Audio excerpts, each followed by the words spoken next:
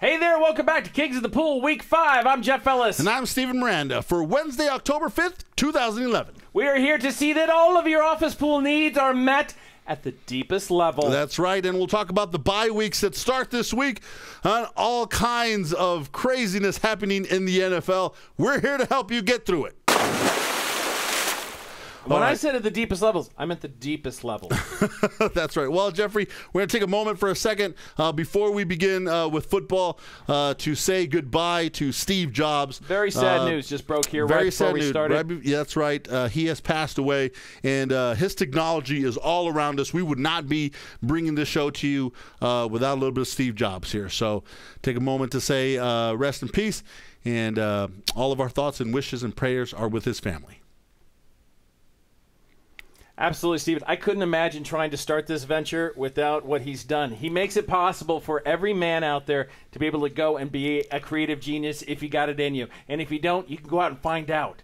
You can try. All right, Jeffrey, back to football, and we'll start with bye weeks. They begin the Ravens, Browns, Cowboys, Dolphins, Rams, and Redskins all on a bye week this week. So there's some teams there like the Browns, the Cowboys, we just don't have to deal with this week. Thank goodness. Don't have to make picks with those teams. Only 2 games out of the 13 that we differ on, but first we're going to take a look at the games we agree on, and the big one, Sunday Night Football, where the Green Bay Packers travel to Atlanta to face the Falcons. We'll be there in the ATL and the Georgia Dome representing Sky Sports and keeping our rooting interest to ourselves because that's the polite thing to do in the press box. But inside, the little monster is going to be wanting to watch this Green Bay Packers team that has been so unbelievable since the Super Bowl. Now, the only crazy thing is the Atlanta Falcons, they have a little craw stuck in them from that playoff game where they took a whooping at the hands of Green Bay. Steve, things get stuck in your craw. You don't get craws stuck inside you.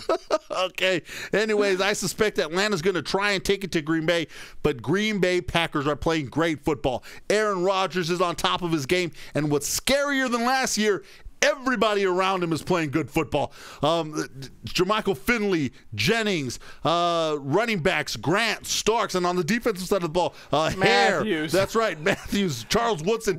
These guys are playing great football. We like the Green Bay Packers. We think they'll take care of business. We like them a lot. I actually like them by double digits if you want to go that crazy. All right, in the second game that we agree on, that's big game, the 3-1 Tampa Bay Buccaneers. I said 3-1. And the 3-1 San Francisco 49ers. That's right, I said 3-1, are playing in San Francisco at the Stick. If you had been able to lay a wager or a flutter on this one, Week 5, these two teams are going to be 3-1. People basically wouldn't have taken your bet. They would have locked you up. Leading their divisions, both of them. Look, Jeffrey, the Tampa Bay Buccaneers are a young team. They are coming off a Monday night win where it took all of everything they had to go deep to beat the Indianapolis Colts. Now they have to travel across the country, and that's why I like the San Francisco 49ers. No, it took everything inside them to win on the big stage of Monday Night Football. Now the cross-country trek, as Steven said, for a young team, now they have to step up a division and weight class and fight a team that's actually better than the Colts. And it's going to be too much for them, I believe, and they will come home losers. And the thing is, both of them, they're very similar football teams. Yeah, they are. Ground and pound. Defensively, I think the San Francisco 49ers will do enough to disrupt Freeman, which the Colts never did, Jeffrey. They never got at Freeman. I think the Niners will do that. Patrick Willis against LeGarrette Blount, that's going to be good. And, Jeffrey, I suspect on the offensive side of the ball, the Tampa Bay Buccaneers are going to have their hands full with Frank Gore. Now, Stephen alluded to there's 2 games we differ on this week. The Philadelphia Eagles at the Buffalo Bills.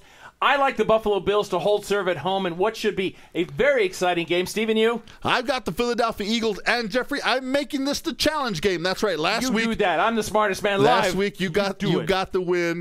You took the Bucks and got the win. But now I'm taking Philadelphia Eagles. Look, over the last 3 weeks, they've held leads in the second half. They lost to Atlanta, the Giants, and the San Francisco 49ers. 3 weeks of frustration, pent up, building. It's getting ready to explode, and it's going to explode all over the Buffalo Bills. I expect this game not only to be a Philadelphia win, but to be a Philadelphia blowout.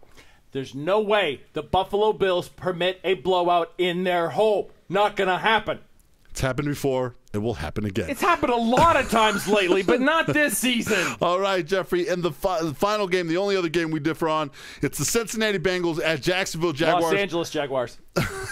We don't really have strong opinions on this one.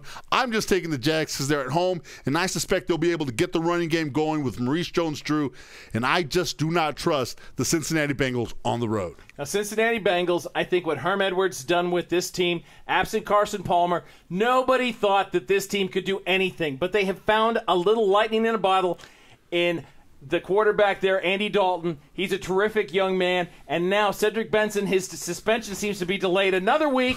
So he's there. So anything could happen. A.J. Green, a wide receiver. Right. I like him. I suspect I might be posting an official pick change on Friday. I think you should. But we'll find out. Then, Jeffrey, the Eliminator Challenge. Last week, we took the Green Bay Packers. It wasn't even close. That's what you want in an eliminator. You don't want to be biting your nails down to the nubs. We didn't have to sweat it, and this week we think we have another game where you won't have to sweat it out. It's the New York Giants against the Seattle Seahawks in New York. Half the people out there that are playing are taking this game, but it's because for a really good reason. It's the safe bet. Take the Giants. The point is to be around next week, and you worry about next week. That's right. Okay. Finally, our most dumbest wager line of the week. We've got it posted on our website. Make sure you come check it out, www.nflrnr.com. Last week, Jeffrey. I want to hear it. Most dumbest wager line of the there week. There it is. Yeah. We were 1-1. We got the under in the Dolphins-Chargers game, but the Bills just couldn't quite. They couldn't score half a point. What's wrong with you? That's all we needed. So that's all the time we got. Come check us out. I'm Steven Miranda. Jeff Ellis. For your Kings of the Pool.